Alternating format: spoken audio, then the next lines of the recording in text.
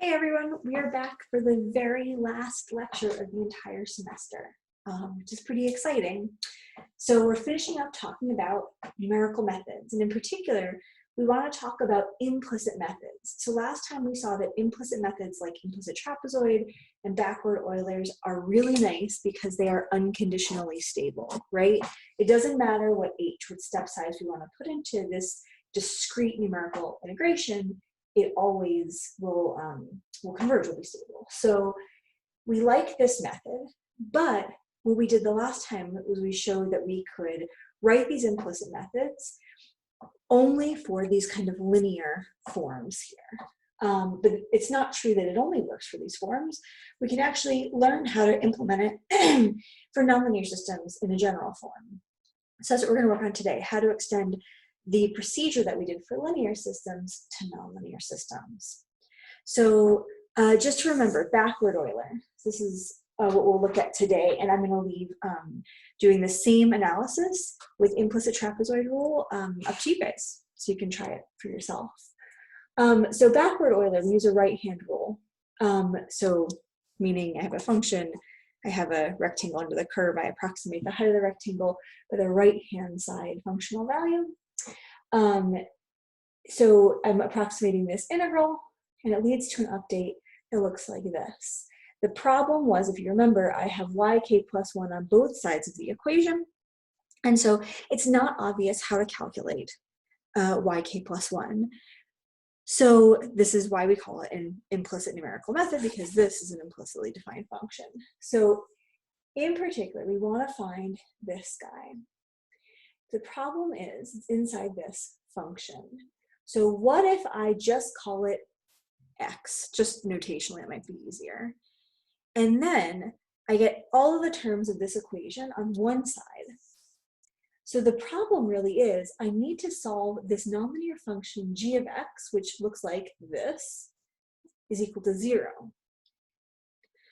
So that's just the issue of finding a root of a nonlinear function. And as you may remember, we developed this method a while ago. So we had a method for finding roots, which was called Newton's method.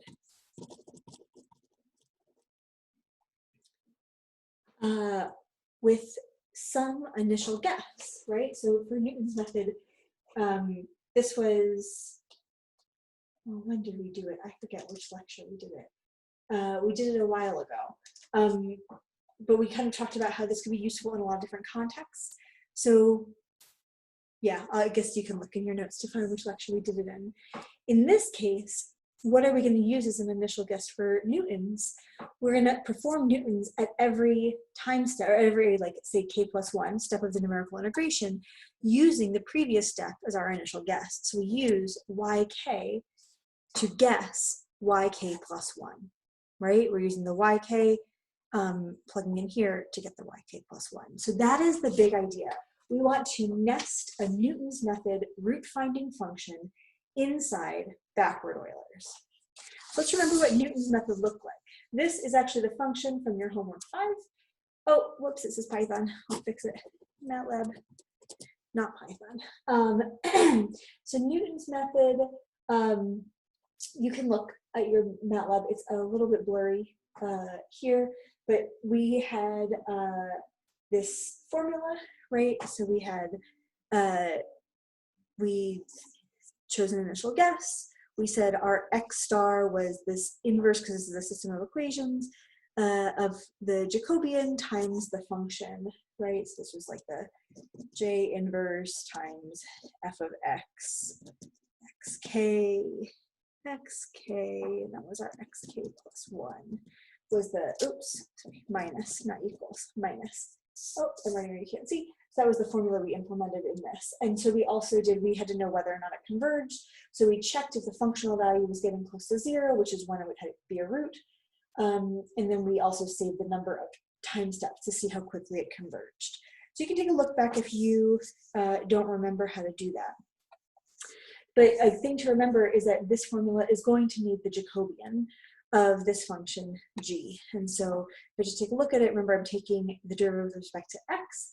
So I have the identity matrix, this is a constant, and then h times the derivative of this guy with respect to y, the Jacobi of this with respect to y. With respect to, no, with respect to x. Okay, so we have this function here. I'm on page 3 of your notes, where I've implemented backward Euler for nonlinear systems, but using this Newton's method idea. So I'm, instead of looking at this blurred piece of paper, going to go directly to my MATLAB screen here, and we can talk through this function. Okay, so this is,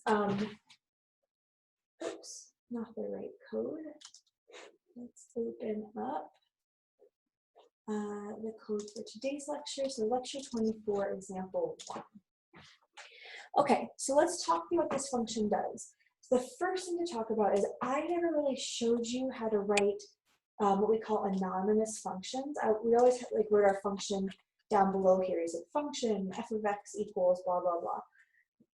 A more compact way of writing these functions is this is the functional value. The at starts after the equal sign, and it shows the independent variables, the inputs. And then after that, whatever you write is the functional value. So this is a more compact way of writing these functions. And so that's what I did for this implementation. So I have whatever the function is, that you could think of it as like function y equals my fun, t comma y1, y2. And then this is a Jacobian. So I have these functions, and I make the output of these functions what we call global variables, so I can use them in my backward Euler function here. So I didn't show you how to do that before, but if you want to have a variable that can be recognized inside the function and outside the function, you use this notation to set it as what MATLAB calls a global variable. So I did it because it's a lot more compact. And so I actually have these anonymous functions defined here. And I have some other anonymous functions defined inside my functions. This is the function I want to use. I'm going to input n, a number of time steps to perform the algorithm, h is step size, the starting time, an initial condition, the number of steps that I want Newton's method to be allowed to do, and a tolerance epsilon, which says when Newton's has converged. So first of all, I want to define these functions that I'm going to use in my backward Euler algorithm here. So this is the g, and this is the Jacobian of g.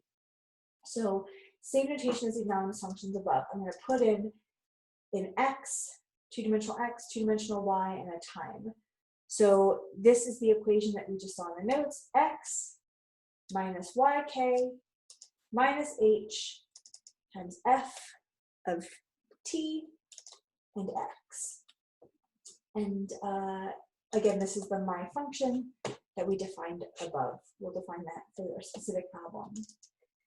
The Jacobian is now the identity minus h times the Jacobian of g. So I'm going to define these inside my backward Euler nonlinear function. And I will choose an initial time and initial condition. Those are inputs. And now I'm going to run Newton's. So for Newton's, x star was your initial guess, and that was the value that we iterated. We changed the value so that we could have it converge to what we think is the root. I'm going to start it at my y at time k. So I'm starting at 1. Starts at my initial condition here. And I have a counter. I'm going to call it capital M. And this is going to be the number of steps for Newton's method. This whole kind of subsection here is Newton's method. So now I'm going to implement Newton's method. The condition I'm going to check is while the norm of g. So g, where I put in tk plus 1, x star from here, and it'll be updated in the loop, and y at time k. Y at time k. Yeah, the previous y value. And then I just run my regular Newton's algorithm here, right? I check that y star, or I define y star as being y star with this correction, which is multiplying by the inverse of the Jacobian, times the function, which is g. So there's a lot of inputs that have a lot of indices that may be a little bit hard to parse. So actually, I'll make this bigger. I forgot, I made the font a little smaller. So you can just look through and then make sure that you understand that this is actually doing the same thing, the same indices as the formulas that we saw before, right? So g at time k plus 1, x, and then this is y at time k, which is what we wanted. And then I update my counter. I do this while this condition is satisfied. I haven't gone too many steps, and I'm bigger than the threshold for convergence. Once I reach one of these, I get kicked out of the loop, and then I set my next y value, yk plus 1, as that x star. I want to make sure that I'm always converging for all of the yks. So I say if this condition is satisfied, fine, do the next loop, go through the next k, which is the time step of the loop. And if not, then I have to display Newton's method failed, so I know something really bad happened. So that is the idea of the algorithm. It's the backward Euler algorithm like we saw before, but nested inside, instead of what you would have seen in the code that we did last time, we had k goes from 1 to n, I update my tk, I update my y, k plus 1, and then that's it. I have this whole line of, a whole chunk of code from line 48 to 65, which actually implements a Newton's method with yk as the initial guess, and gx as the function you're trying to find the root of. So hopefully that is clear.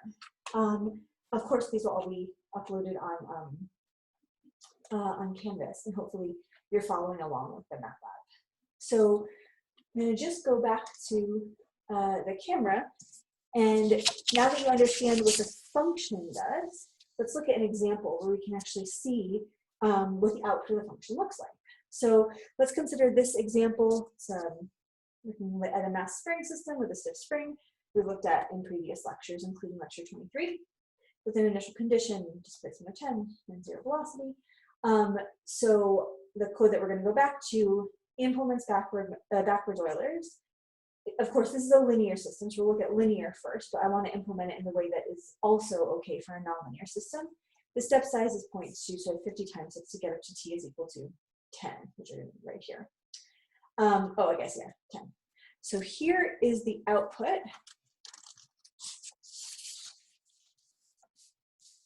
That's in your notes. I will run this code here and share the output with you.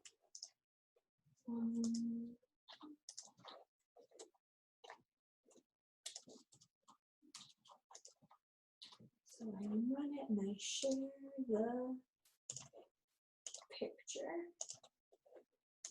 Excellent. Okay, now we're in business. So what do we see? So we see that this does a pretty decent job of estimating the function, right? Especially with this relatively big step size. So I have the exact results and the approximate results. And if I just switch now so that you can see a different screen, like the code here, I put in, this is the function. This is the Jacobian, which is a constant matrix, the A matrix. I run backward Euler using this command, and I compare it to the exact value, right? We can find the exact solution because this is linear. Now I'm plotting the exact versus the approximate, and the results look great. Okay, I can also use this this model or this problem to look at the convergence. Sorry, the order of backward Eulers. So in this second code, since this is lecture 24, example 1 error, I didn't do the plots, but I had the functions, and I run backward Euler for two different step sizes, 0.005 and 0.0025. so half as big. And just as in previous lectures, I'm gonna do the error between the approximate and the exact solutions, so 2D solutions, for both of these different step sizes, and then output the ratio. The ratio is close to 2, which again confirms, you can see here, that backward Euler is indeed a first order method. Looking back at our notes, so now we've finished up the comment on this kind of little bit of code here below the plot, but it's easier to look at the MATLAB directly, I think. So now let's consider this example where it's a mass spring system, but it has some sort of forcing here, right? It is a forcing term. Or you can think of it as a non-homogeneity. So I can do the same analysis with MATLAB and get an approximate solution for this, which looks like this, right? Should have some, I expect to have some sustained oscillation in the result here, and I see it still looks like a pretty decent match, not terrible. So I'm going to share with you back to the MATLAB screen. The difference here is now my function changes. Of course, the Jacobian is the same, so I'm going to comment that out and uncomment this. So you can see the comments here if you're playing with the code. It's the homogeneous and the non-homogeneous system, and then the exact solutions change too. So if I do that and plot it and make sure I share the picture with you, this is the output. And you can see a plot that looks like the one that you have in your notes. A decent match. And this, by the way, can be used to also compute the error in the system as well. So if I go back to my MATLAB, if you look at the MATLAB code that I share with you, it is in fact, let me make sure, am I sharing MATLAB? Oh, I want to make sure I'm sharing the right screen. I share MATLAB. Okay. When I ran this before, I was actually using the non-homogeneous system. That's when I got the 1.9952. If I change to the homogeneous system, so comment this, uncomment this, uncomment these, and comment these. Now I have to comment and uncomment more because I also need the second coordinate. So I need the y dot for the exact solution as well. When I run this, I get 2.0092. So also something that looks like 2 to the 1. Again, telling us Newton's method, sorry, not Newton's method, backward Euler should be first order. Okay, so now that we feel pretty decent about this code and the function that we built for a linear system, and the order seems to be right, let's look at this example 2, which is the SIRS model for disease transmission that we have looked at previously, which is nonlinear, right? These products here, I don't have an exact solution. So let's see when we put this in with our backward Euler code, what happens. So this is the problem, just so you remember, these are the dynamics, and these are my initial conditions, and I want to use the same h, let's use an h of 0.1 for time going from 0 to 10. And what I'm going to plot, I'll show you in the next plot, is 3 different approximations: backward Euler, forward Euler, and Runge-Kutta. So these are explicit methods. This is an implicit method. Forward Euler should be not great, right? First order, and then Runge-Kutta is fourth order, so it should be a better approximation. And since we don't have an exact solution, we can use this as a proxy for the exact solution. So let's take a look at what MATLAB has to say. So now I'm going to the code lecture 22, example 2. And my h I wanted was 0.1. Now the functions have changed. This is like minus si plus 2 minus s minus I. And this is s times I minus I. And then for the Jacobian for that as well. I'm going to implement backward Euler. And then I actually grabbed my forward Euler and my Runge-Kutta codes from the previous lectures. But I again decided to do this with anonymous global functions. Instead of having, you remember the last time we implemented these, we also had function y is equal to f at t comma y, you know. Instead of doing that, I defined them upstairs here. So take a look at that. It's a different type of implementation here. So I'm using my fun in forward Eulers, for example, here where I say yk plus 1 is yk plus h times f of tk yk. Similarly for Runge-Kutta, but I have, of course, more indices to kind of keep track of. So I'm going to plot these three these three different approximations, and I want to compare them using a plot. So let me share the plot with you. Here you go. So here's what the solution looks like. I'm plotting now the susceptible individuals on the horizontal axis, the abscissa, and then sorry, this is susceptible, yes, and this is infected on the ordinate axis. And in this case, actually, Newton's converged in one step, which is really fast. When I read it before, it converged in two. So I'm not really sure about that. And that's actually what you see in your lecture notes. So forward Eulers should be not the greatest approximation. Runge-Kutta should be a much better approximation with an exact result here. And we can see backward Euler looks like it is somehow closer. So maybe doing a better job at approximating the Runge-Kutta line than the forward Eulers. More importantly, there's going to be H's that when I put it in, forward Eulers is not going to converge, and backward Eulers is. So yes, so we see that this works for nonlinear systems. So linear systems, we can do the same error analysis. Oh, if I go back and share MATLAB, that's in this code too. Under the plot, I do the same analysis where now I compare to Runge-Kutta because I don't have an exact solution. And then this ratio gives me something like 2. Again, confirming that we have a first order algorithm here. Great. So you've seen the plot in MATLAB. You've seen this comment about the order. So the same type of adaptation can be performed for the implicit trapezoid method. When we did implicit trapezoid, we only applied it to linear systems. We can also apply it to nonlinear systems. If you use this code as a template, I think it shouldn't be so hard for you to code. And then, as we've seen before, implicit trapezoid can be more accurate than backward Euler, so you may like it better. So that may be a useful thing to have in your toolbox of functions that you can use to approximate solutions to nonlinear functions. The thing to remember is all of this is useful for a nonlinear function. We use that mass spring toy problem, our example 1, to understand how these things work and as a validation, but we really want to use it for problems like this because these are problems that we don't know solutions for. So hopefully that is clear.